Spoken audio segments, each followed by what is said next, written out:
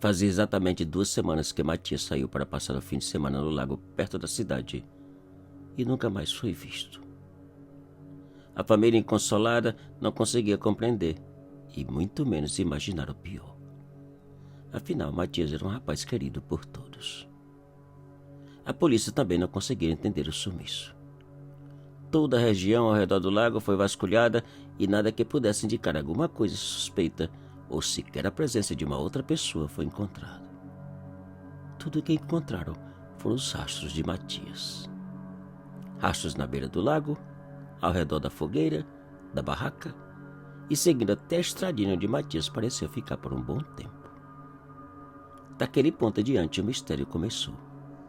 Os rastros não voltaram ou saíram em qualquer outra direção. Até parecia que Matias havia evaporado ou levado por alguma coisa. 2 semanas depois, 5 rapazes resolveram visitar o lago e fazer uma última homenagem ao amigo. Ao aproximarem do lago, os amigos pararam ao verem a figura de um rapaz banhando. "Quem pode ser?" perguntou um deles. "Parece o Matias", respondeu um outro. "Será? É ele mesmo. Matias, Matias!" gritaram todos correndo morro abaixo em direção do amigo. A alegria foi geral. Enquanto os amigos lhe abraçavam fazendo milhões de perguntas, Matias parecia um abestalhado sem entender patavina do que passava. Minutos depois, já mais calmos, um dos amigos perguntou o que realmente havia acontecido e por onde havia andado todos aqueles dias. Matias respondeu surpreso que não entendia o porquê da pergunta. Afinal, ele somente havia saído do lago por umas poucas horas. "Poucas horas? Conta pra nós. Você estava onde?" perguntou um dos amigos. E foi então que Matias olhou para todos e com a maior tranquilidade do mundo disse: "Eu cheguei aqui ontem e só saí para fazer uma pequena viagem." "Que viagem, Matias?" perguntou um outro. "De trem." "De trem? Que trem, homem?" exclamaram todos ao seu redor. "O trem que passa perto daqui. Parece que consertaram os trilhos velhos e agora passa um trem de passageiros todas as noites", respondeu Matias. "Matias, você está bem?" perguntou um dos amigos. "Claro que sim.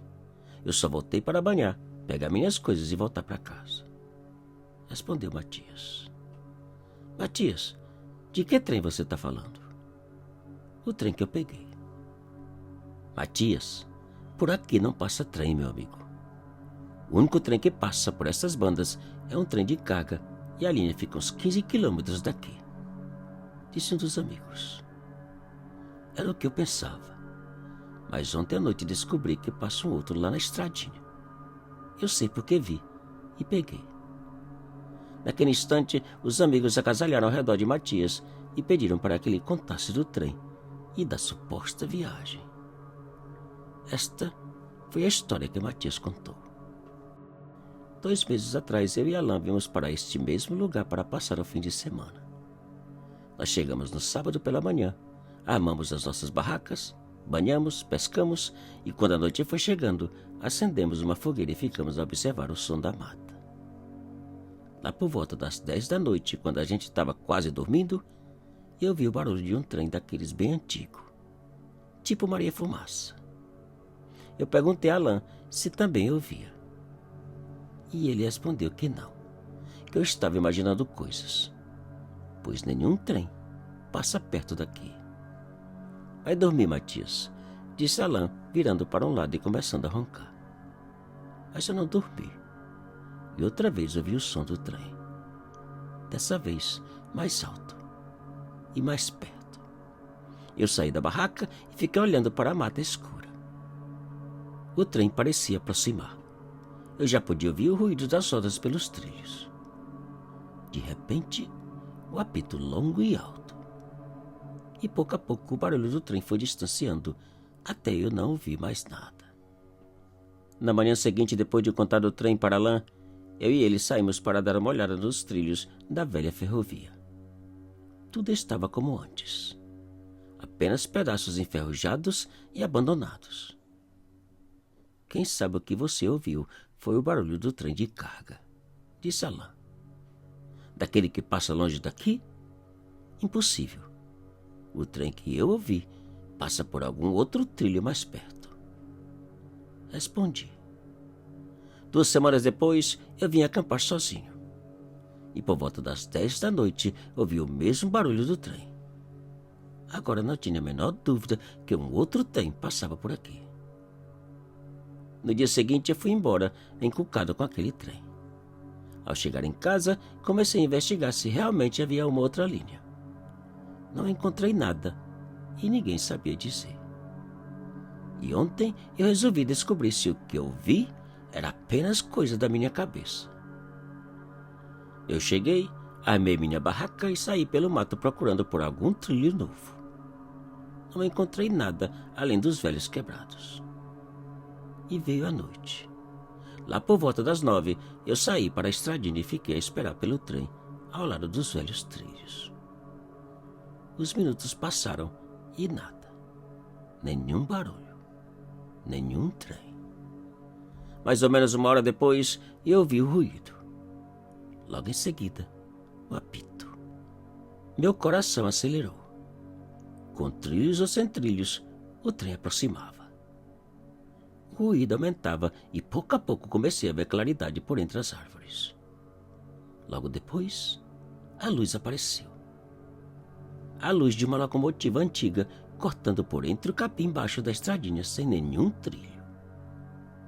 Parado ao lado da estradinha, eu arrepiava da cabeça aos pés sem saber o que pensar.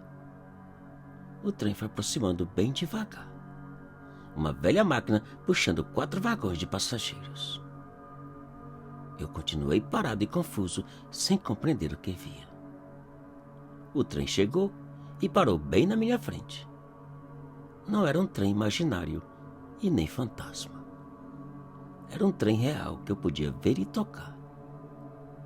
Poucos segundos depois, a porta do vagão abriu e um condutor uniformizado, cabelos brancos e óculos na ponta do nariz apareceu. Colocou a escadinha de subir e disse: "Vamos, suba rapidinho." Eu olhei para a escadinha, para o condutor e, pensando em descer na próxima parada, fosse onde fosse, subi. "Bem-vindo a bordo", disse o condutor, apontando para o interior do vagão. Eu entrei. O condutor fechou a porta das suas costas, a locomotiva acelerou e, depois de um sopapo, começamos a sair. Eu podia ouvir o ruído das rodas de metal sobre os trilhos invisíveis. O vagão era simples. Bancos de madeira, piso de madeira e janelas escuras que não dava para ver nada do lado de fora. Eu escolhi um dos bancos e, no momento que sentei, tudo calou. O trem já não fazia o menor ruído. Apenas sacudia de uma maneira suave, indicando que continuávamos em movimento. Eu fechei os olhos e comecei a pensar aonde o trem iria parar, ou como descer caso não parasse. Tempo depois, eu acordei do lado da estradinha, no mesmo lugar onde pensei, ou sonhei ter entrado naquele estranho trem. E tudo acabou. Eu voltei aqui para o lago e descobri que a minha barraca e minha vara de pescar foram levadas. "Matias, quanto tempo você ficou viajando?" perguntou um dos amigos. "Para dizer a verdade, não sei dizer não.